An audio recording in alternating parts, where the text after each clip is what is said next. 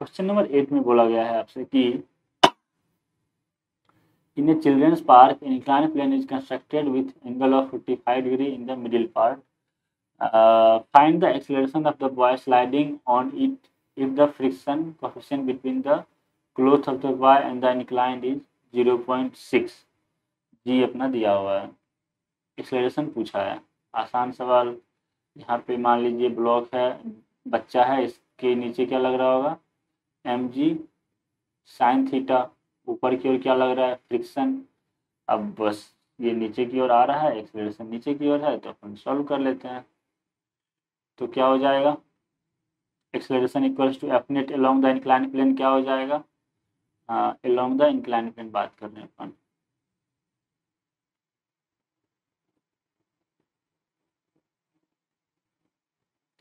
A equals to F net मतलब क्या हो गया, M G sine theta minus mu M G cos theta divide by mass of the child. तो यहाँ से अपने पास आ जाता है क्या, जी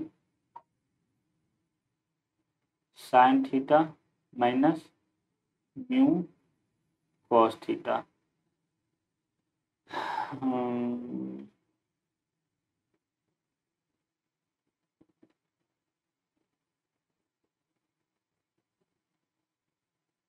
तो यहाँ से हम वैल्यू पुट कर देते हैं, तो अपने पास क्या आ जाएगा, 10 इंटू मास जो है वो कैंसिल हो चुका है, तो साइन थीटा का वैल्यू क्या, साइन 45 क्या होता है, 1/√2 माइनस 0.6 इंटू 1/√2।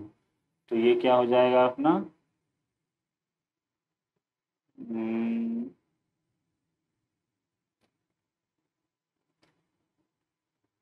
10/√2 माइनस 6/√2।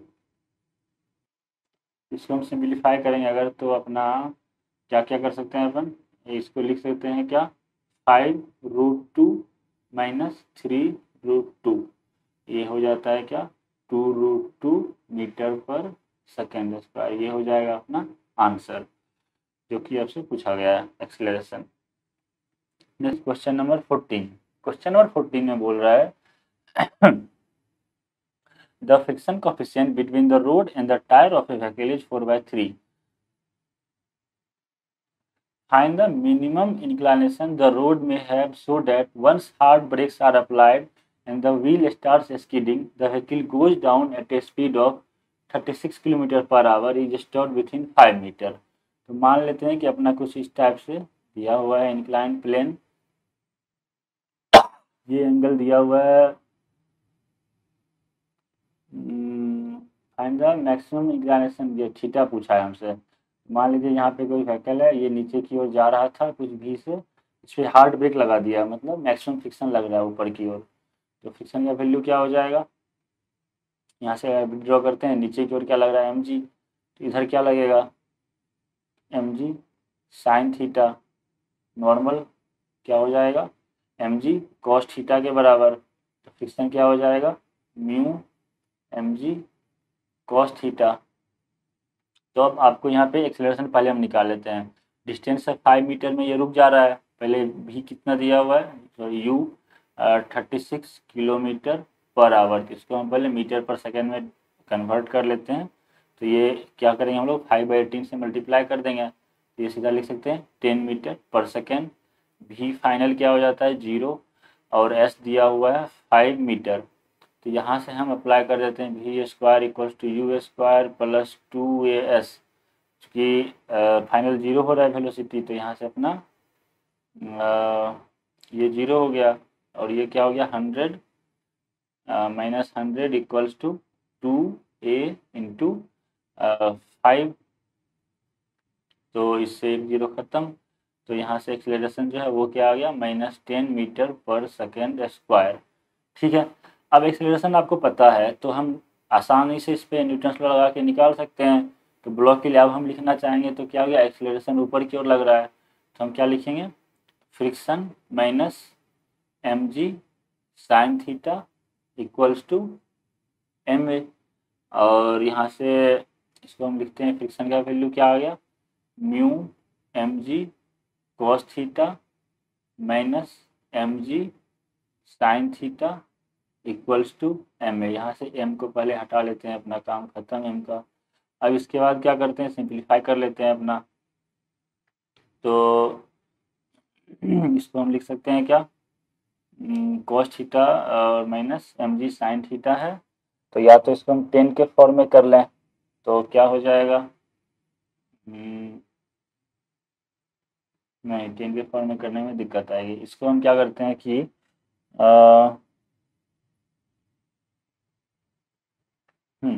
म्यू का वैल्यू क्या दिया हुआ है 4/3, तो 4/3 इंटू जी का वैल्यू अपन पुट कर देते हैं 10 cos theta minus 10 sine theta equals to 10 को यहाँ से उड़ा देते हैं पहले। तो यहाँ से आपके पास क्या आ गया, 4 cos theta minus 3 sine theta equals to 3। ये आ गया अपना इक्वेशन। अब इसको हम क्या कर सकते हैं,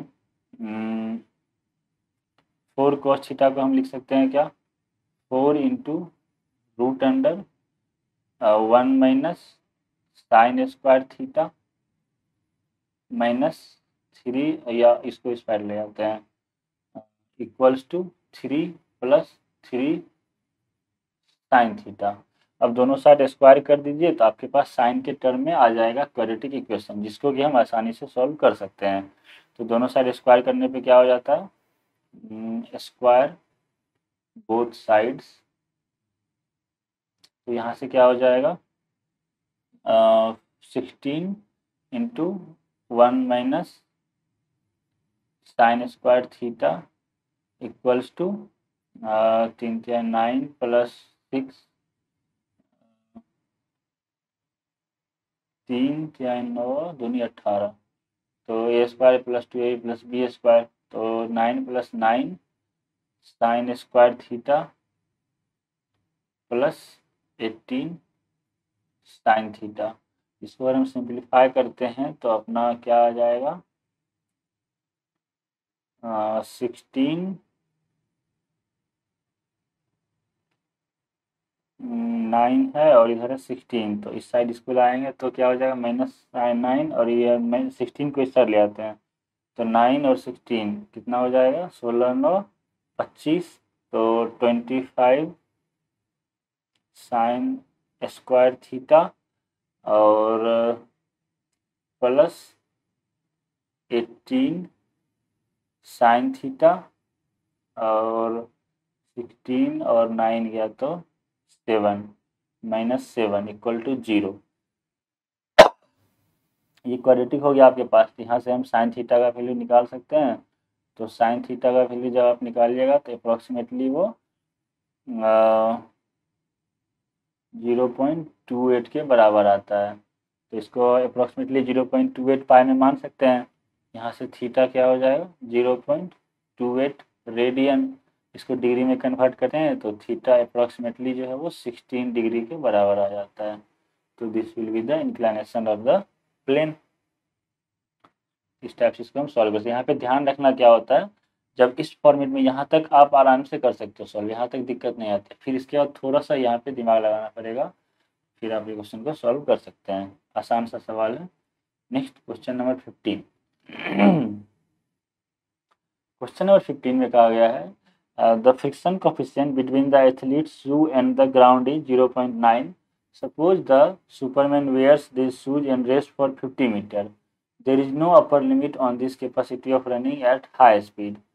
Find the minimum time that he will take to make it complete the 50 meter starting from rest. तो देखिए अब फ्रिक्शन जो है वो क्या होता है, friction equals to mu into N. जब भी हम ज़मीन पे चलते हैं तो फ्रिक्शन की वजह से ही चलते हैं, फ्रिक्शन फोर्स आगे लगता है, उसी की वजह से हम यहाँ पे लिख सकते हैं एक्सेलरेशन जो हो जाएगा वो क्या हो जाएगा, फ्रिक्शन अपॉन मास। चूँकि हॉरिजॉन्टल सरफेस है तो क्या हो जाता है, म्यू जी के बराबर। तो म्यू अपना दिया हुआ है 0.9 इंटू अगर 10 कर लें तो अपना 9 मीटर पर सेकेंड स्क्वायर एक्सीलरेशन मैक्सिमम उसका हो सकता है, सुपरमैन हो कोई भी हो, इससे ज़्यादा एक्सीलरेशन उसके बस का नहीं है। अब बोला गया है कि एक्सीलरेशन ये है तो मतलब हमेशा वो एक्सीलरेट होता रहेगा, अपना जो कैपेसिटी होता है ह्यूमन का वो एक लिमिट के बाद उससे ज़्यादा वेलोसिटी नहीं बढ़ पाती है, रेजिस्टेंस वगैरह लगता है एयर का, तो वो फिर एक कांस्टेंट वेलोसिटी से रन करने लगता है। बट इसका सुपरमैन है तो एक्सीलरेशन हमेशा कांस्टेंट रह जाएगा। तो अब आपसे पूछा गया है कि find the minimum time that he will have to take in completing the 50 metre starting from rest. तो यू क्या हो गया 0, एक्सीलरेशन क्या है मैक्सिमम 9 मीटर पर सेकेंड स्क्वायर, चूँकि मिनिमम टाइम बोला है, और भी हमें नहीं पता, एस दिया हुआ है कितना 50 मीटर। तो आपसे पूछा गया टाइम कितना लगेगा, तो हम इसको क्या लिख सकते हैं, S equals to U T plus half A T square. यहाँ से यू टी तो 0 हो गया, एस कितना है 50, तो 50 equals to half into 9 into T square. तो यहाँ से आपका टी का वैल्यू जो है वो आ जाता है रूट अंडर 100 अपॉन 9। ये चीज़ अप्रोक्सीमेटली ये इक्वल टू ना अप्रोक्सीमेटली क्यों इक्वल टू 10/3 सेकेंड ये हो जाएगा। अब ये तो हो गया डिस्टेंस कवर करने में पार्ट ए का। पार्ट बी में बोला गया है suppose he takes exactly the minimum time to complete the 50 metre, what minimum time will he take to stop.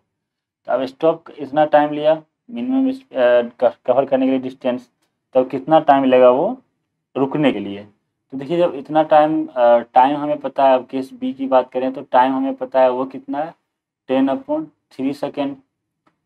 अब यू क्या हो जाएगा 0 था, तो भी क्या होगा निकाल सकते हैं, भी इक्वल टू यू प्लस 80, तो 10/3 इंटू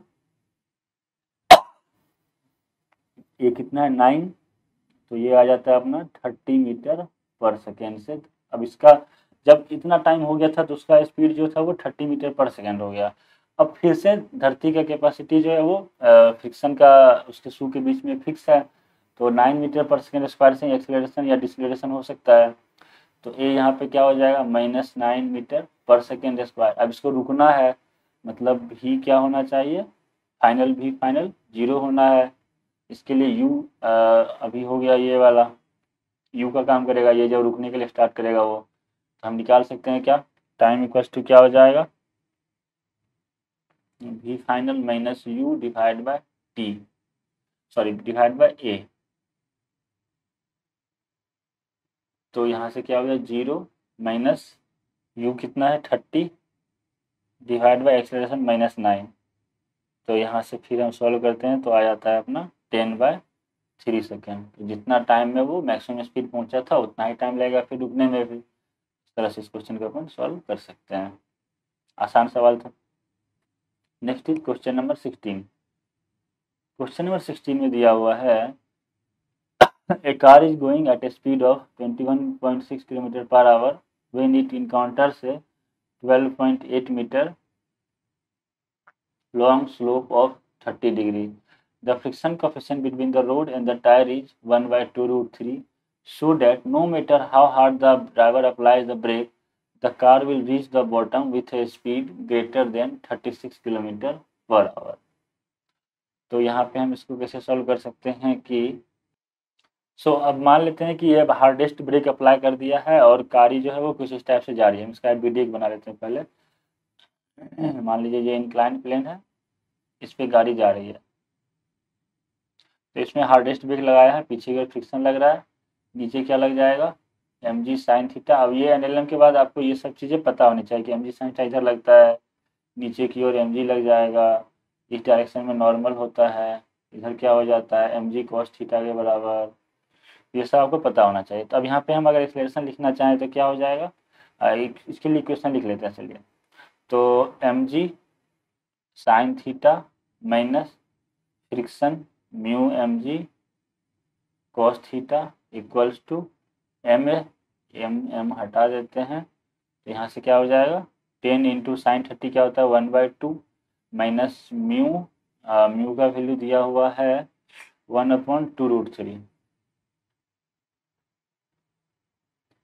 इंटू 10 इंटू cos 30 क्या होता है √3/2 तो यहाँ से ये ख़त्म, और ये 5/2 हो गया, मतलब 2.5 हो गया, इक्वल्स टू ए। तो यहाँ से एक्सेलरेशन का वैल्यू क्या हो जाता है, 5 माइनस 2.5, तो ये 2.5 मीटर पर सेकेंड स्क्वायर एक्सेलरेशन नीचे की ओर होगा। कितना भी ब्रेक लगा ले, नीचे की ओर एक्सेलरेशन इसका कुछ आ ही रहा है, क्योंकि फ्रिक्शन का वैल्यू जो है वो mg sin थीटा से कम है। तो अब ये पता है आपको। तो अब जब ये ब्रेक लगा रहा है, मैक्सिमम एक्सेलरेशन ये है, तो जब ये बॉटम पे पहुंचेगा, और बॉटम का डिस्टेंस जो है वो दिया हुआ है आपके पास, इनकाउंटर्स इतना मीटर लॉन्ग स्लो, तो एस दिया हुआ है अपने पास, एस इक्वल्स टू क्या हो गया 12.8, और यू क्या हो गया 21.6 किलोमीटर पर आवर। इसको हम मीटर पर सेकेंड में कन्वर्ट करते हैं तो ये आ जाता है 6 मीटर पर सेकेंड। तो अपने को एक्सेलरेशन भी पता है 2.5 मीटर पर सेकेंड स्क्वायर, तो V square equals to U square plus 2as, यहाँ से हम लिख सकते हैं v इक्वल्स टू क्या हो जाएगा रूट अंडर यू स्क्वायर, मतलब 36 प्लस 2 इंटू 2.5 इंटू 12.8। तो यहाँ से ये आ जाता है अपना कितना 25 और 5 और 36 और 60, 60, तो ये आ जाता है रूट अंडर 100 के बराबर। तो यहाँ से 10 मीटर पर सेकेंड आ गया। इसको किलोमीटर पर आवर में अगर चेंज करते हैं तो ये क्या आ जाता है 36 किलोमीटर पर आवर के बराबर। ये हो जाएगा आपका आंसर। इस तरह से हम इस क्वेश्चन को सॉल्व कर सकते हैं। So next is question number 17। It says A car starts from rest on A question number 17 says a car starts from rest on a half kilometer long bridge. The coefficient of friction between the tire and the road is 1, so that one cannot drive through the bridge in less than 10 seconds. ये आपसे पूछा गया है। तो आपको पता है कि म्यू दिया हुआ है, तो मैक्सिमम एक्सेलरेशन क्या हो सकता है बॉडी का, फ्रिक्शन जो है वो क्या हो जाएगा म्यू इंटू एम जी के बराबर, अगर ब्रिज को हम हॉरिजॉन्टल मान लें तो। तो ए क्या हो जाएगा mu M G divide by M, तो म्यू इंटू जी के बराबर, जो कि आ जाता है अपना 10 मीटर पर सेकेंड स्क्वायर। ब्रिज का लेंथ दिया हुआ है 500 मीटर, हाफ किलोमीटर, तो एस इक्वल्स टू क्या हो गया 500 मीटर। अब ये डिस्टेंस कवर करना है फ्रॉम रेस्ट, यू क्या है 0, तो यहाँ से हम जो इसको सॉल्व करते हैं S equals to U T plus half 80 square. यहाँ से एस क्या हो जाएगा 500 equals to half into A क्या है यहाँ अपना 10 इंटू टी स्क्वायर। तो यहाँ से टाइम जो है वो आ जाएगा कितना 10 ख़त्म 100, तो 10 सेकेंड। तो टाइम मिनिमम जो है वो 10 सेकेंड का आ रहा है, चूँकि एक्सेलरेशन तो कांस्टेंट ही है मैक्सिमम 10 मीटर पर सेकेंड। इससे कम हो सकता है एक्सेलरेशन, इससे ज़्यादा नहीं हो सकता है। तो मिनिमम टाइम जो लगेगा वो 10 सेकेंड का लगेगा, इससे कम में कोई ब्रिज को क्रॉस नहीं कर सकता है। इस टाइप से हम इसको प्रूव कर सकते हैं, hence proved. Next is question number 18। ये थोड़ा सा अच्छा सवाल है, इसमें आपको 2 ब्लॉक का किस टाइप से मूव करेगा ये अपन देखेंगे इसमें। तो फिगर दिया हुआ है, figure shows 2 blocks in contact sliding down an inclined surface of inclination 30 degree. The friction coefficient between the block of mass 2 kg and mu is mu1। तो 2 kg के लिए यहाँ पे आपका दिया हुआ है mu1, and between the block of mass 4 kg and the inclined is mu2। मतलब इसके लिए दिया हुआ है क्या mu2। Calculate the acceleration of the 2 kg block. तो 2 kg ब्लॉक के लिए आपका एक्सेलरेशन फाइंड करना है जब mu1 mu2 का वैल्यू, mu1 का वैल्यू 0.2 है, mu2 का वैल्यू 0.3 है।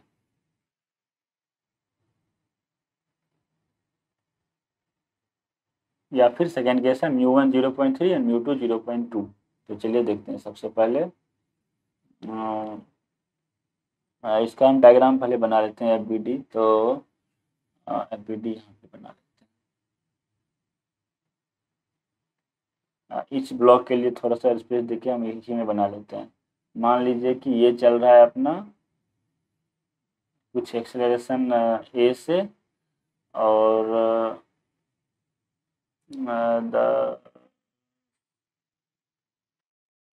तो यहाँ पे देखिए ध्यान क्या देना होगा अपने को, हमें नहीं पता कि ब्लॉक दोनों का एक्सेलरेशन क्या होगा, किसका एक्सेलरेशन ज़्यादा होगा, किसका एक्सेलरेशन कम होगा।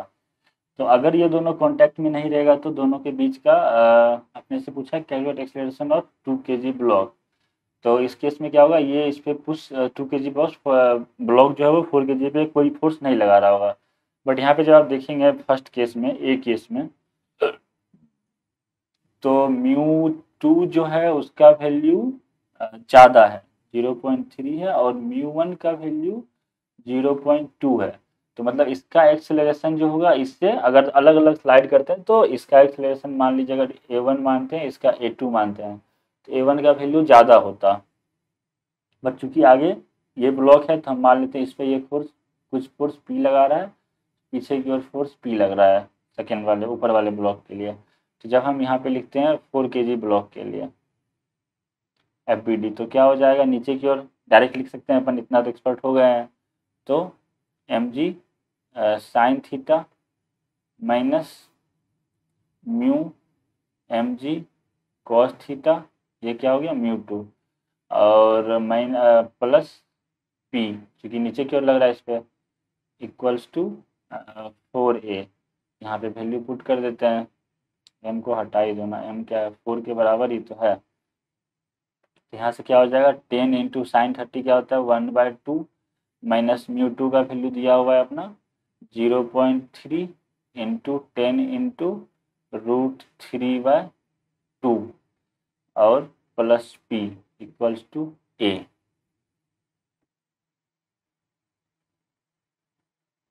ये हो गया आपका इक्वेशन नंबर 1। इसको सिंप्लीफाई और कर लेते हैं, चलिए। तो ये क्या हो जाएगा, 5 माइनस 2 से ये चला गया 5, तो 1.5√3,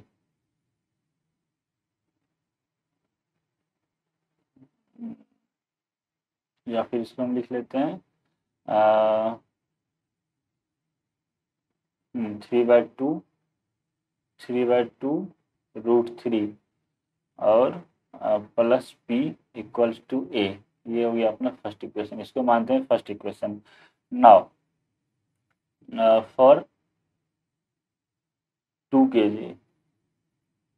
kg वाले के लिए देखेंगे तो क्या लग रहा है नीचे की ओर, mg साइन थीटा, तो 2g into sine 30 degree minus μ1 और into 2 into G cos 30 degree minus p equals to 2a। 2 को हटा देते हैं मास को यहाँ से, ओ सॉरी मास को नहीं हटा सकते, अगर मास हटाएंगे तो अपने को क्या करना पड़ेगा, यहाँ पे डिवाइड बाय p/2 लिखना पड़ेगा, यहाँ पे p/4। समझ में आ रहा है क्यों, क्योंकि अपन दोनों साइड अगर मास से डिवाइड कर रहे हैं तो p/4 और p/2 आ जाएगा। तो यहाँ से इसको हम सिंप्लीफाई कर लिख सकते हैं क्या, g साइन 30 तो क्या हो गया 5 माइनस μ1 का वैल्यू दिया हुआ है कितना 0.2 इंटू 10 इंटू कॉस 30 डिग्री, तो कॉस 30 क्या हो जाएगा √3/2 minus p/2 equals to a। ये हो गया अपना इक्वेशन नंबर 2। तो अब यहाँ से फर्स्ट और सेकेंड इक्वेशन को हम क्या करना है, अपने को निकालना क्या था, एक्सेलरेशन। तो सेकेंड को हम लोग फर्स्ट को या तो 2 से मल्टीप्लाई करके दोनों को ऐड कर देंगे तो अपना काम हो जाएगा। तो यहाँ पे क्या करते हैं अपन,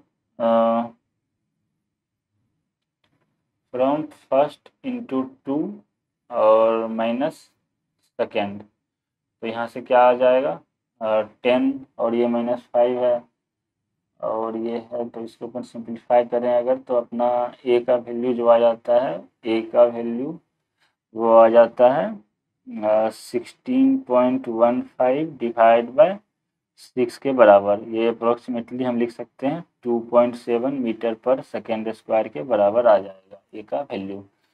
ये हो गया अपना एक्सेलरेशन ऑफ 2 kg ब्लॉक। अब यहाँ दोनों का एक्सेलरेशन सेम है क्या? तो दोनों का एक्सेलरेशन सेम है। यहाँ पे ध्यान क्या रखना होगा हमें, अगर μ2 का वैल्यू μ1 से कम होता तो फिर दोनों सेपरेटली मूव करता, तो फिर यहाँ पे अब p का वैल्यू कुछ भी नहीं आता। चलिए देखते हैं सेकेंड पार्ट। तो बी पार्ट में आपसे बोला गया है जब μ1 जो है वो 0.3 है और μ2 0.2 है, तो इस केस में जब हम देखेंगे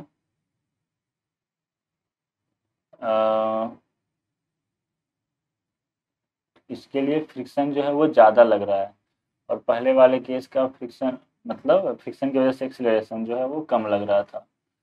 तो इसको हम मान लेते हैं F2 और इसको मान लें अगर F1, तो दोनों ब्लॉक सेपरेटली मूव करेगा, और जब सेपरेटली मूव करेगा आप चेक कर सकते हो यहाँ से ए क्या हो जाएगा, mg sine theta minus mu mg cos theta divide by m। तो m का यहाँ पे कोई रोल है नहीं, तो m हटा दो।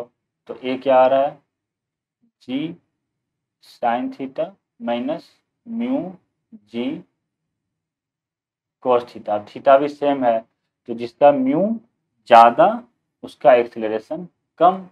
तो पिछले वाले केस में क्या था, इस केस में क्या था, म्यू ज़्यादा था नीचे वाले का, तो एक्सीलरेशन कम होगा, तो उससे ज़्यादा एक्सीलरेशन पीछे वाले ब्लॉक का तो हो नहीं सकता है।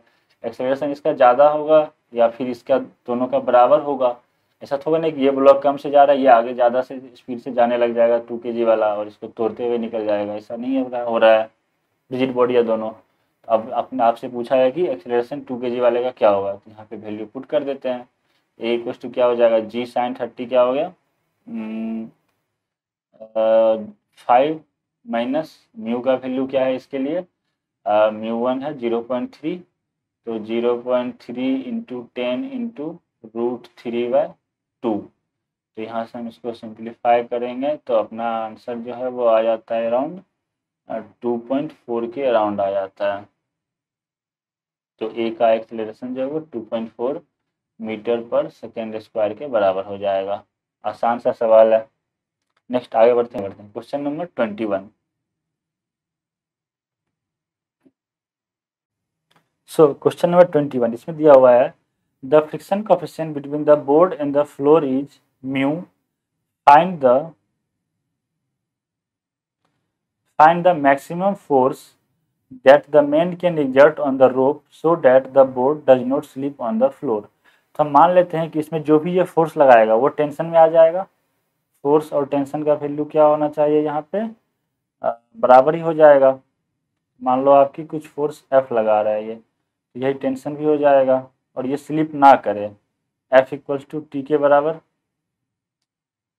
तो अब हम आदमी का बी डी अगर बनाएंगे और ये मास इसका M है और आदमी का कैपिटल M है, तो आदमी और इसको हम मान लेते हैं एक system.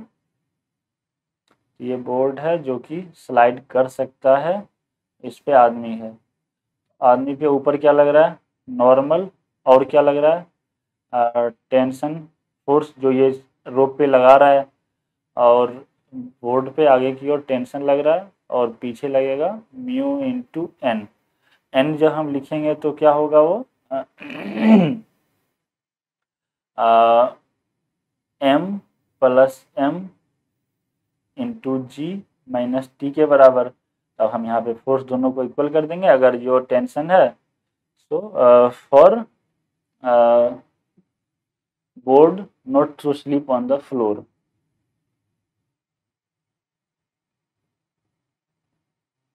For board not to slip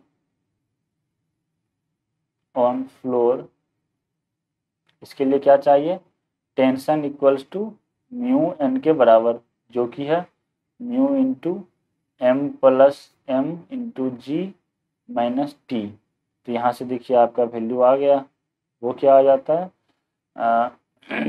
sorry T इसके साथ में है, म्यू टी लिख सकते, इसको हम म्यू टी लिखना होगा।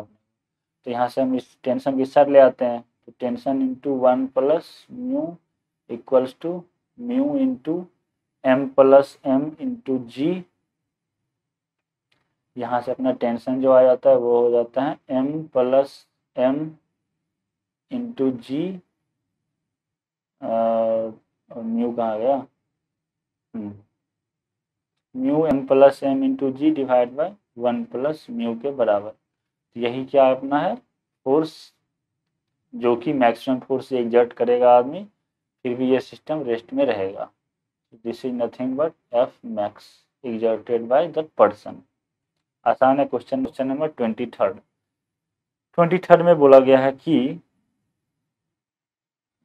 3 पार्ट में क्वेश्चन है, सेम कंडीशन पिछले वाला ही। तब इसमें बोला है कि find the acceleration a1 a2 a3 of the 3 blocks shown in figure if horizontal force of 10 Newton is applied on, पहले 2 kg पे लगा रहा है, फिर 3 kg के, फिर 7 kg के लिए, और जी ये सब दिया हुआ है। तो इसमें स्पेस थोड़ा ज़्यादा चाहिए, अपन ऐड कर लेते हैं पेज। तो अब क्या हो जाएगा इसमें, पेज ऐड कर लिया। तो अब find the acceleration a1 a2 इससे में पूछा गया है। तो सबसे पहले बोल रहा है कि 2 kg पे हम फोर्स लगा रहे हैं। तो पहले हम सबका एफबीडी पहले ये बना लेते हैं।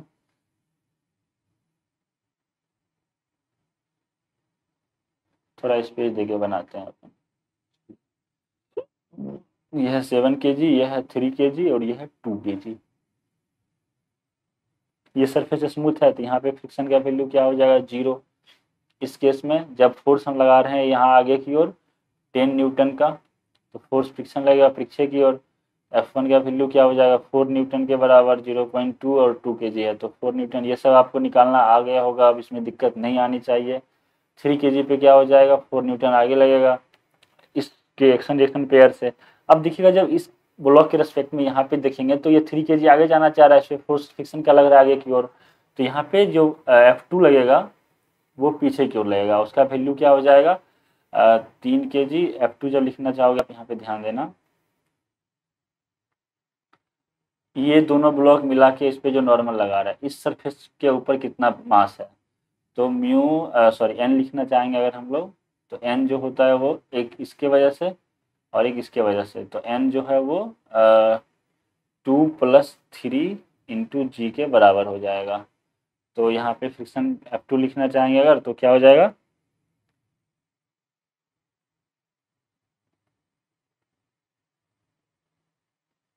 फिफ्टीन न्यूटन पीछे की ओर। तो अब ये ब्लॉक 7 kg पे कितना लग जाएगा, 15 न्यूटन आगे की ओर। अब ये लिमिटिंग वैल्यू है, इतना लगेगा या नहीं लगेगा वो अभी हम चेक करेंगे। तो सबसे पहले अब 2 kg के लिए अपन लिखते हैं।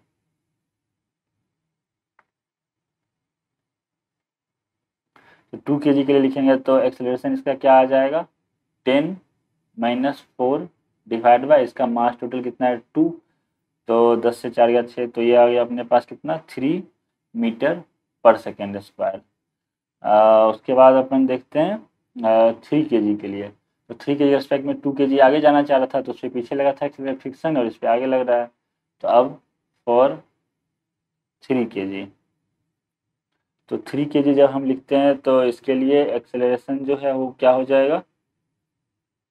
अब यहाँ पे देखिए ध्यान देने वाली बात है, इस पे आगे की ओर फोर्स लगा है 4 न्यूटन का, तो पीछे 15 न्यूटन तो लग नहीं सकता है। तो इतना ही लगेगा जितना कि रिक्वायरमेंट है। 4 न्यूटन आगे लगा है तो इससे 4 न्यूटन की फोर्स लगेगा, और नीचे वाले पे भी 4 न्यूटन ही लगेगा फोर्स आगे की ओर। तो इस केस में क्या होता है, ये दोनों साथ में चलने लगता है, और साथ में चलेगा तो इसके लिए आप देख सकते हैं क्या, अगर आप निकालना भी चाहो तो यहाँ पे एक्सेलरेशन निकालोगे तो 3 और kg वाले का ज़्यादा आ जाएगा, 7 kg वाले का भी कुछ डिफरेंट आ जाएगा। तो ऐसा केस नहीं होता है। तो ब्लॉक 3 kg और 7 kg साथ में मूव करेगा, तो for 3 kg and 7 kg acceleration अपन लिखना चाहेंगे तो क्या हो जाएगा, फोर्स कितना लग रहा है दोनों सिस्टम मान लेंगे अगर हम लोग, तो 4 न्यूटन के आगे लग रहा है 4 न्यूटन, तो 4 डिवाइड बाय 10, तो यहाँ से क्या आ जाएगा 0.4 मीटर पर सेकेंड स्क्वायर के बराबर हो जाएगा एक्सेलरेशन। ये हो गया पार्ट ए के लिए। फिर पार्ट बी में बोला है कि आपका 3 kg वाले ब्लॉक पे फोर्स लग रहा है। तो बना लेते हैं डायग्राम पहले। ये है 2 kg का, ये है 3 kg का ब्लॉक, और इस पे हमने फोर्स लगाया है 10 न्यूटन का, और नीचे है इसके 7 kg। तो अब यहाँ पे देखिए इस पे फोर्स क्या क्या लग सकता है। एक तो पीछे की ओर लगेगा कितना, 4 न्यूटन का। और दूसरा फोर्स मैक्सिमम क्या लग सकता है, एफ मैक्स जो लगेगा, F2 मैक्स, वो 15 न्यूटन तक का लग सकता है। बट यहाँ पे रिक्वायरमेंट नहीं है 15 न्यूटन का। तो इस केस में भी क्या हो जाएगा, ब्लॉक साथ में मूव करने लग जाएगा। और ऊपर वाले ब्लॉक का अगर आप देखेंगे तो पीछे लगा 4 न्यूटन, तो आगे लग गया 4 न्यूटन। तो अगर 4 न्यूटन फोर्स आगे फ्रिक्शन लगेगा तो इस ब्लॉक का एक्सेलरेशन जो है वो क्या आ जाएगा, 2 मीटर पर सेकेंड स्क्वायर, जो कि पॉसिबल नहीं है। क्योंकि 3 kg से ज़्यादा जिस भी ब्लॉक पे हम फोर्स लगाते हैं उसका एक्सेलरेशन या तो ज़्यादा होगा या फिर सबका बराबर होगा। सो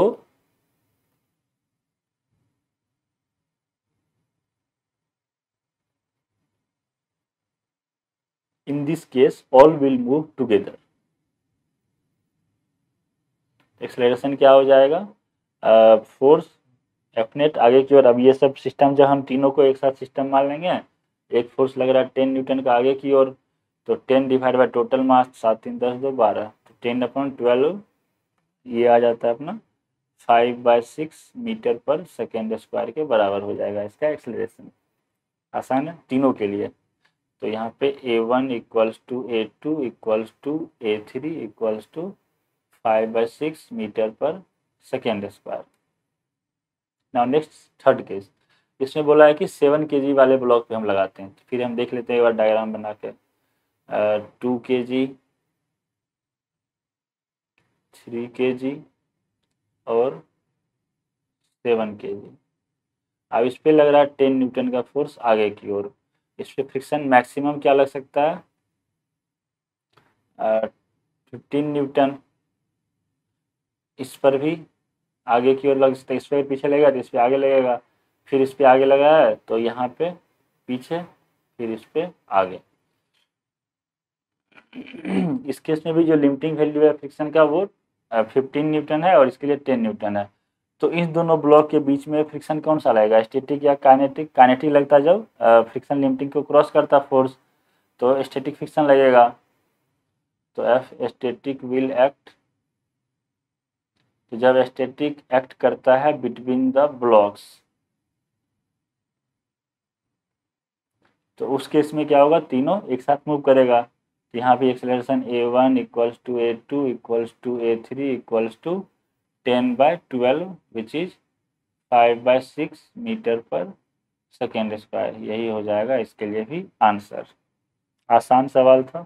so next is question number 26। इसमें दिया हुआ है आपके पास कि consider the situation shown in figure, same picture है जो 25 24 में था। Suppose A small electric field exist in the space in the vertically upward direction, मतलब इलेक्ट्रिक फील्ड ऊपर की ओर कुछ एग्जिस्ट कर रहा है। And the upper block carries A charge, positive charge Q, मतलब इसका मास m है और चार्ज Q कुछ ये कैरी कर रहा है। The friction coefficient between the block is mu, friction coefficient अभी भी म्यू ही है। And the floor is smooth, what minimum force F can be applied without disturbing the equilibrium. तो सेम क्वेश्चन है लास्ट के जैसा ही, बस थोड़ा सा इसमें चेंज किया है इसने। तो अपन FBD बना लेते हैं पहले। स्मॉल मास का अगर हम बनाएंगे इस केस में क्या होगा, देखिए ऊपर की ओर अभी इलेक्ट्रोस्टैटिक आपने अगर नहीं पढ़ा और 10th में थोड़ा बहुत पढ़ा है, तो कोई भी चार्ज होता है, अगर इलेक्ट्रोस्टैटिक फील्ड अगर इधर है इस स्पेस में, यहाँ पे हम कोई भी चार्ज पार्टिकल रखते हैं, मान लीजिए चार्ज Q है इस पे, तो इस पे ऊपर की ओर फोर्स लगता है और फोर्स का वैल्यू QE के बराबर होता है। तो इस पे F इलेक्ट्रोस्टैटिक जो लग रहा है वो Q इंटू E के बराबर है। उसके बाद फोर्स लग रहा है इस डायरेक्शन में, तो फ्रिक्शन ऑफ कोर्स पीछे की ओर लगेगा। और इधर क्या लग रहा है, टेंशन। तो अब यहाँ से मतलब मेनली इसमें क्या हो रहा है, फ्रिक्शन का जो नॉर्मल है वो चेंज हो जा रहा है और नीचे क्या लगेगा, यहाँ पे mg तो लगेगा ही। तो जब हम स्मॉल वाले ब्लॉक के लिए लिखना चाहेंगे तो क्या हो जाएगा, for small m F minus T minus mu into n, ये क्या होना चाहिए 0 के बराबर। अब यहाँ पे n का वैल्यू क्या है, n का वैल्यू जो है वो हो जाएगा आपका mg माइनस QE के बराबर। और जब बड़े वाले ब्लॉक का हम FBD बनाएंगे टेंशन का वैल्यू रखने के लिए। तो कैपिटल एम, तो आगे की ओर क्या लग रहा है, टेंशन, और पीछे क्या लगेगा इस पे, फ्रिक्शन, और नीचे वाला सरफेस तो स्मूथ है, तो फ्रिक्शन का टेंशन का वैल्यू जो हो जाएगा वो क्या हो जाएगा, फ्रिक्शन के बराबर, जो कि है mu into M G minus Q E के बराबर। तो इसमें फर्स्ट में पुट कर देते हैं फ्रॉम सेकेंड से, तो क्या हो जाएगा, एफ इक्वल्स टू टेंशन क्या है, म्यू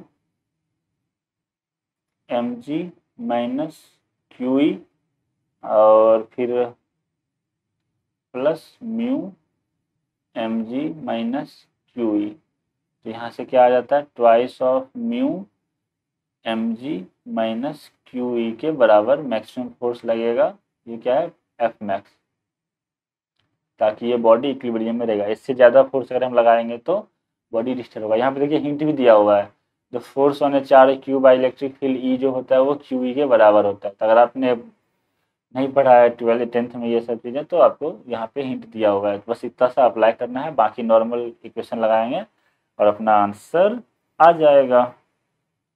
आगे बढ़ते हैं, चलिए क्वेश्चन नंबर 27। क्वेश्चन नंबर 27 में दिया हुआ है, a block of mass m slips on a rough horizontal table under the action of a horizontal force applied on it. The coefficient of friction between the block and the table is mu. The table does not move on the floor. Find the total friction force applied by the floor on the legs of the table. मतलब देखिए यहाँ पे अपने पास एक table है, इस पे कोई एक ब्लॉक है जो कि मूव कर रहा है, इस पे कुछ फोर्स लगाया किसी ने और ये अपना मूव कर रहा है, और friction coefficient between the block and table जो है वो म्यू दिया हुआ है, और इसका मास जो है वो m है। तो ब्लॉक का अगर हम एफ बी डी बनाते हैं तो ब्लॉक आगे जा रहा है, कुछ वेलोसिटी एक्सेलरेशन जो भी है, अगर मान लेते हैं वेलोसिटी कुछ है, तो इसमें फ्रिक्शन कितना लग रहा होगा, म्यू इंटू एन के बराबर। तो फ्रिक्शन का वैल्यू क्या हो जाएगा, म्यू एम जी के बराबर। अब टेबल जो है वो रेस्ट में है, तो अगर हम टेबल का देखें कंडीशन, तो ब्लॉक पे फोर्स आगे की ओर लग रहा था, तो यहाँ पे फ्रिक्शन क्या लगेगा, आगे की ओर। तो ये अगर रेस्ट में है तो ग्राउंड जो है वो इस पे कुछ फ्रिक्शन लगा रहा होगा, एफ ड्यू टू ग्राउंड मान लेते हैं अपन। तो आपसे इसमें पूछा है क्या, कि the coefficient of friction between the block and the table is mu, the table does not move on the floor, find the total force applied by the floor on the legs. तो मान लेते हैं कि floor जो force लगा रहा है, friction जो है वो इक्वल टू क्या होना चाहिए, फोर एफ के बराबर, वो क्या है, म्यू एम जी के बराबर है। तो म्यू एम जी के बराबर फोर्स लगा रहा है ये, तो हम लिख सकते हैं फोर्स अप्लाइड बाय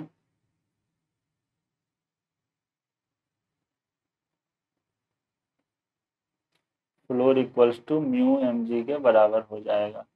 अब do you need friction coefficient between the table and the floor और the mass of the table, इसकी कोई रिक्वायरमेंट है नहीं, ये रेस्ट में है, तो यहाँ पर इसके बीच में फोर्स लग रहा है वो क्या लग रहा है, स्टैटिक फ्रिक्शन लग रहा है। तो स्टैटिक फ्रिक्शन एडजस्टेबल होता है, उतना ही लगता है जितना रिक्वायर्ड है। रिक्वायर्ड कितना है, एफ के बराबर, एफ क्या है, म्यू एम जी, तो म्यू एम जी के बराबर लग रहा है। तो मास दिया हुआ रहे या कोएफिशिएंट ऑफ फ्रिक्शन, तो उससे कोई खास फर्क नहीं कर रहा है, as long as static friction लग रहा है, तो जो भी फोर्स लग रहा है उसका डिस्टर्बेंस को बैलेंस करेगा। ये आसान था क्वेश्चन नंबर 28। ये क्वेश्चन भी आसान है, देखने में थोड़ा सा डरावना लगता है लोगों को, इक्वेशन लंबा सा बन जाता है इस वजह से।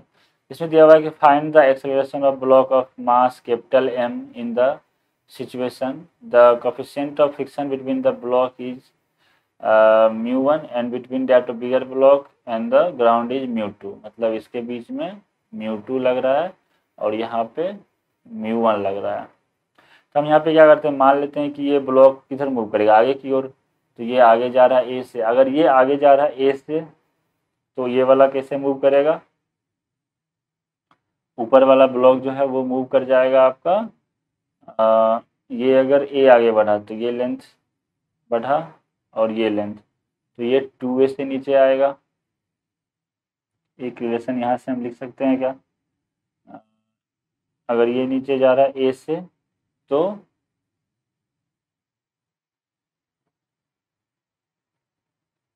ये नीचे आ रहा है 2a से। ठीक है, इसमें कोई दिक्कत नहीं है यहाँ, क्योंकि यहाँ देखो यहाँ पे x बढ़ेगा लेंथ, यहाँ पर भी x बढ़ेगा लेंथ, तो ये नीचे कितने से आएगा 2x से, तो 2a हो गया। अब हम दोनों का FBD बना लेते हैं। पहले स्मॉलर मास का अगर हम FBD बनाते हैं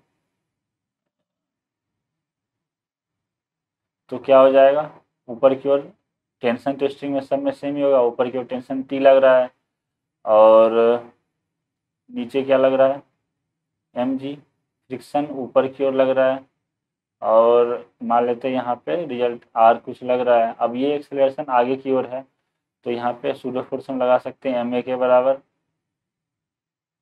तो इसके लिए हम इक्वेशन लिखेंगे अगर तो क्या हो सकता है अपना इक्वेशन, r जो हो जाएगा वो ma के बराबर हो जाएगा, इसको हम r1 मान लेते हैं। तो r1 इक्वल्स टू ma के बराबर हो जाएगा। तो अब हम अगर इसके लिए इक्वेशन लिखना चाहें तो क्या हो जाएगा, tension equals to mg minus f1। f1 क्या हो जाएगा, इसको हम फिर से लिखते हैं एक बार। टेंशन ऊपर लग रहा है और नीचे जा रहा है ब्लॉक, तो अपन इसको लिख सकते हैं क्या, mg minus T minus f1 equals to m into 2a। तो यहाँ से क्या हो जाएगा, mg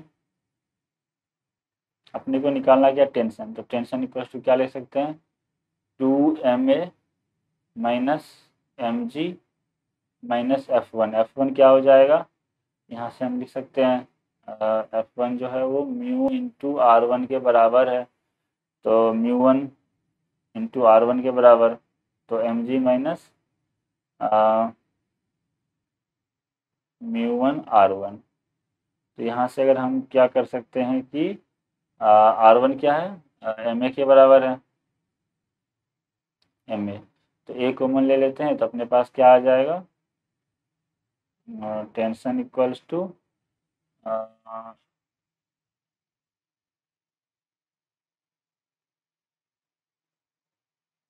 सॉरी यहाँ पे पॉजिटिव है ना,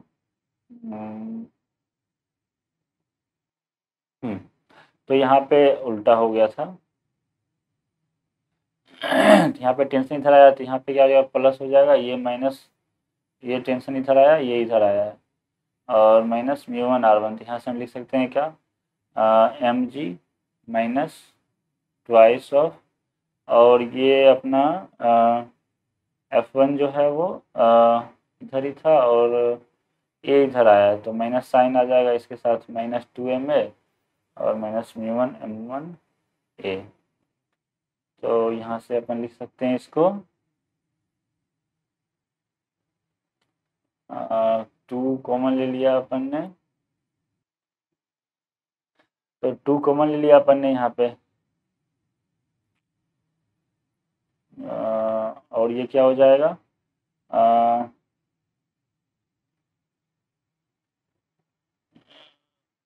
चलो इसको हटाओ, तो ये इक्वल टू क्या हो जाएगा mg माइनस 2 ma पहले माइनस म्यू1 ma। इसको हम क्या ले सकते हैं mg minus of ma common ले लेते हैं और 2 प्लस म्यू1, इसको हम मान लेते हैं इक्वेशन 1 अभी फिलहाल के लिए। अब बड़े वाले ब्लॉक के लिए अपन बनाते हैं FBD, तो थोड़ा सा इसका कॉम्प्लिकेटेड है बड़े वाले ब्लॉक का, कैपिटल M है। अब यहाँ पे पुली लगा हुआ है, यहीं पे मूव करते हैं लोग, यहाँ पे टेंशन आगे की ओर लग रहा है, फिर और क्या क्या लग रहा है इस पर, एक टेंशन नीचे लग रहा है आगे की ओर, फिर इस पर लगा देते हैं एक्सेलरेशन, चूँकि आगे था तो हम यहाँ पे लगा देते हैं मास इंटू एक्सेलरेशन पीछे की ओर जग रहा है, और R2 ऊपर की ओर, फिर यहाँ पे क्या हो जाएगा, इस पे ब्लॉक पिलर था ऊपर की ओर फ्रिक्शन, तो यहाँ पे फ्रिक्शन नीचे की ओर लग जाएगा, तो यहाँ पे फ्रिक्शन लग रहा है जो कि म्यू1 r1 के बराबर है। और क्या लगेगा, यहाँ पे टेंशन भी लग रहा है नीचे की ओर, टेंशन हो जाएगा, और कुछ तो नहीं छूट रहा है, और यहाँ पे हॉरिजॉन्टल सरफेस की वजह से क्या लग रहा है म्यू2 r2, ये हो गया इसके लिए। तो अब यहाँ पे हम इसको लिखते हैं सबसे पहले FBD से पहले R2 निकाल लेते हैं। R2 किसके बराबर हो जाएगा, तो R2 जो अपना हो जाएगा वो क्या होगा, mg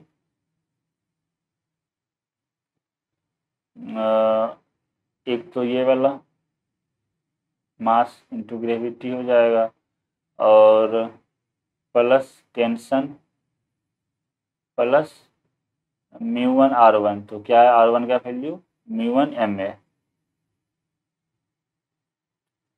μ1 ma, ये हो जाएगा अपना R1 का R2 का वैल्यू।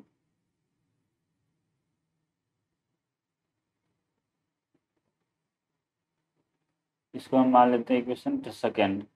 अब इसके बाद जब ब्लॉक आगे मूव कर रहा है, एक्सीलरेशन इसका दिया हुआ है, तो फिर क्या लिख सकते हैं हम, टेंशन 2 है तो 2t इन x मान लेते हैं, अगर x डायरेक्शन या हॉरिजॉन्टल डायरेक्शन, इधर मान लो x, इधर मान लो y, तो यहाँ पे क्या हो जाएगा 2t माइनस r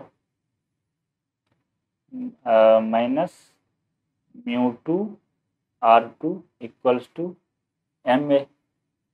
अब यहाँ पे वैल्यू पुट कर दीजिए R2 का, और R1 ये है R1 और R2 का वैल्यू पुट करेंगे तो क्या क्या हो जाएगा, इस डायरेक्शन में यहाँ पे R भी लग रहा होगा, R1 भी लग रहा होगा,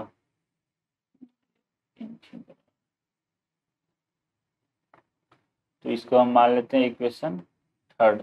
तो थर्ड में R2 का वैल्यू पुट करेंगे और R1 का वैल्यू पुट करेंगे, तो अपना थर्ड इक्वेशन जो बन जाता है वो हो जाता है 2t equals to m plus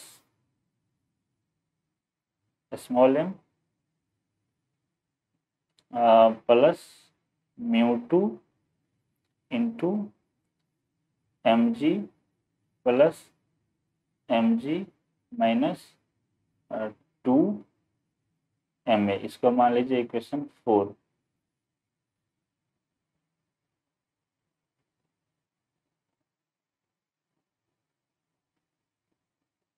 अब इक्वेशन 1 एंड 4 से टेंशन का वैल्यू पुट करते हैं अपन, तो फ्रॉम इक्वेशन 1 एंड 4 जब आप वैल्यू पुट करेंगे तो आपका एक्सीलरेशन जो है वो आसानी से आ जाएगा, कुछ नहीं है इसमें, वो आ जाता है 2m minus μ2 into m plus m into g divide by m plus m into 5 plus 2 into μ1 minus μ2, ये हो जाएगा आपका आंसर।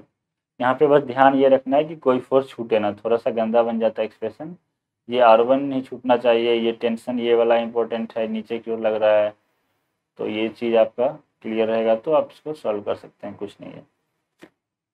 नेक्स्ट क्वेश्चन नंबर 29 में बोला गया है कि a block of mass 2 kg is pushed against a rough vertical wall with a force of 40 Newton.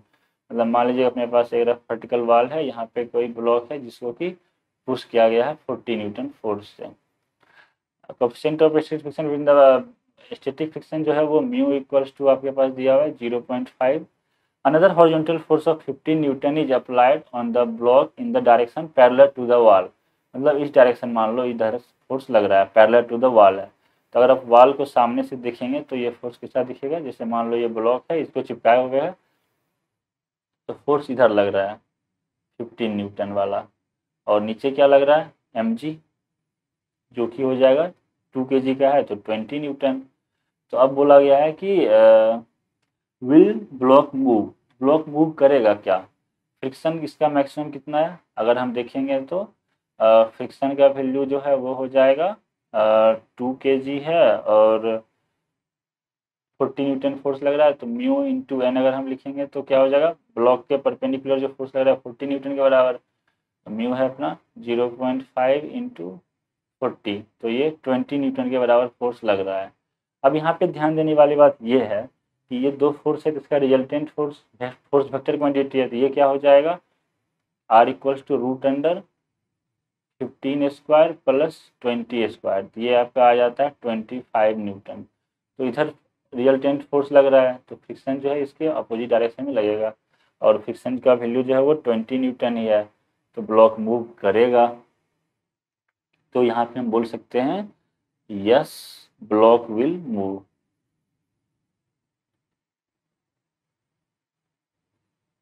उसके बाद इसका डायरेक्शन क्या होगा, डायरेक्शन आप निकालना चाहो तो निकाल सकते हो यहाँ से। ये एंगल मान लेते हैं थीटा अगर है, तो अपन क्या लिख सकते हैं, tan theta equals to Y upon X, मतलब 20/15, तो क्या आ गया 4/3।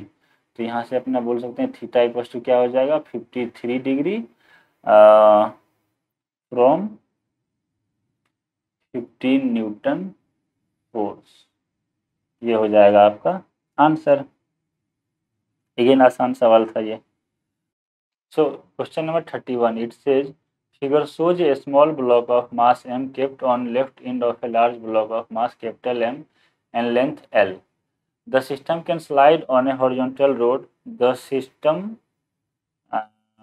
is started towards right with an initial velocity v. The friction coefficient between the road and the bigger block is mu, and that between the block is mu/2. Find the time elapsed before the smaller block separates from the bigger block. ये आपसे question दिया हुआ है। तो यहाँ पर mu का value जो है वो mu/2 है, और ये वैल्यू है म्यू। तो अपन इसका जो BD बनाते हैं सबसे पहले स्मॉलर ब्लॉक का बना लेते हैं। तो स्मॉलर ब्लॉक के लिए क्या हो जाएगा, आगे की ओर जा रहा है तो पीछे क्या लगेगा फ्रिक्शन, और उसका वैल्यू क्या होगा mu/2 mg के बराबर, इसको हम मान लेते हैं F1।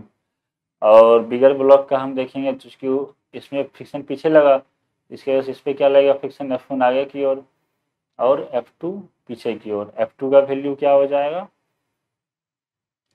Mu into M plus M into G. अब इस सब चीज़ों में दिक्कत आपको नहीं आनी चाहिए क्योंकि आप एक्सपर्ट हो चुके हैं। तो ये एम है, तो अब यहाँ से अपन डायरेक्ट अगर लिखना चाहे एक्सेलरेशन ऑफ स्मॉल एम, तो वो क्या हो जाएगा mu/2 mg divide by M. तो यहाँ से आ जाता है अपना कितना mu/2g के बराबर।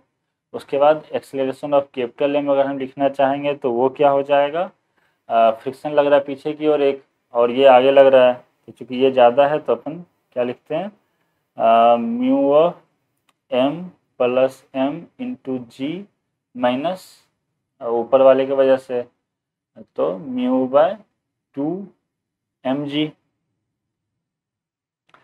Divide by capital M। ये हो गया। तो हम रिलेटिव कंसेप्ट लगा के, या इसमें आप दो केस कर सकते हैं, या तो मान लो कि टाइम t के बाद दोनों इलेप्स सेपरेट हो रहा है, तो ये अगर चला है टाइम t में s, तो ऊपर वाला कितना चलेगा s प्लस l। तो यहाँ से भी कर सकते हैं, बट अपन रिलेटिव वाला थोड़ा आसान पड़ेगा, कैलकुलेशन कम पड़ेगा। तो अगर हम यहाँ लिखना चाहें ए रिलेटिव क्या है दोनों के बीच में, तो ए रिलेटिव क्या हो जाएगा modulus of A2 minus A1। तो यहाँ से हम दोनों को सब्ट्रैक्ट कर लेंगे, A1 ये पता ही है और A2 पता है, तो यहाँ पे ऐसे लिख लो आप A small m minus A capital M। तो यहाँ से अपन इसको लिखते हैं, सिंप्लीफाई करेंगे तो क्या हो जाएगा mu/g/2, और ये m ऊपर मल्टीप्लाई हो जाएगा, यहाँ से एक माइनस होगा, तो अपना जो आ जाता है इक्वेशन वो आ जाता है क्या mu into M plus M into G divide by 2m के बराबर। चलो इसको सिंप्लीफाई कर ही लें क्या। A1 क्या आया है A1 आया है आपका, मतलब एक स्मॉल m वाला, ये आ गया है mu/g/2 के बराबर, और A कैपिटल M आया है आपका mu into M plus M into G minus mu/g/2 sorry mu/mg/2, हाँ mu/mg/2 divide by capital M। तो अब हम इसको सिंप्लीफाई करेंगे अगर, तो ये क्या आ जाता है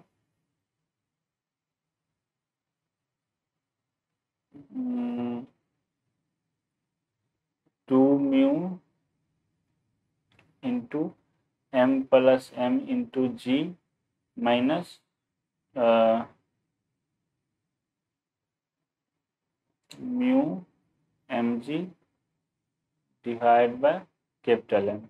अब हम ए रिलेटिव लिखना चाहेंगे अगर, तो क्या हो जाएगा, ए स्मॉल एम माइनस ए कैपिटल एम, क्योंकि स्मॉल एम का ज़्यादा है, तो ये क्या हो जाएगा,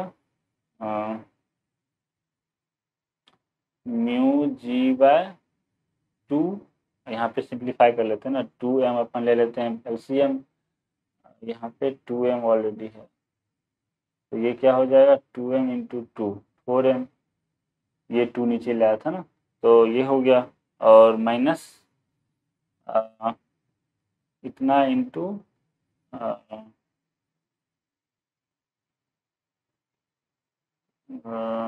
चलो इसको फिर से लिख लेते हैं अच्छे से, mu G by 2 minus 2 mu M plus M into G minus mu M G divide by 2m। तो हम 2m एलसीएम ले लेते हैं, तो ऊपर क्या हो जाएगा, थोड़ा काट पीट करना पड़ेगा, तो 2 mu capital M G minus ये वाला 2 म्यू कैपिटल एम जी और minus 2 mu small M G minus mu small M जी।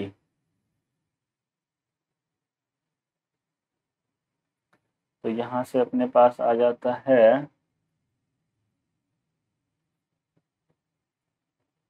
कुछ गड़बड़ हुआ है यहाँ पे, mu M plus M into G mu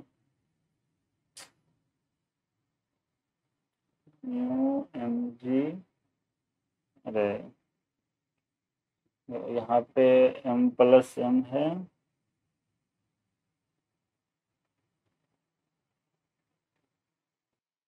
हाँ, तो इसमें यहाँ से सिंप्लीफाई करते हैं जब अपन, तो आ जाएगा यहाँ पे क्या, यहाँ पे 2 कहाँ से आ जाएगा, m से mu M G minus 2 mu M G minus 2 mu M G minus mu M G, और इसका मोड ले रहे हैं अपन ए रिलेटिव, तो यहाँ से क्या आ जाएगा,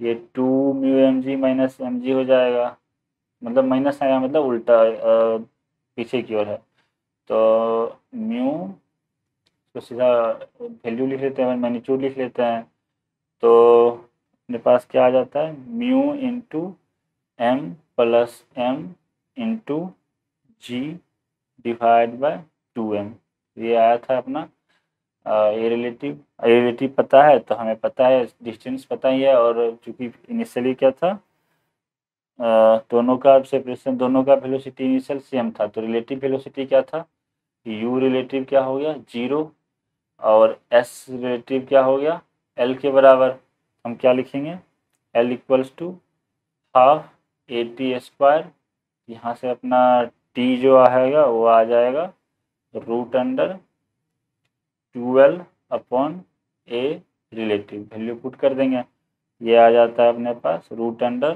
4 ml divide by m plus m into mu G के बराबर।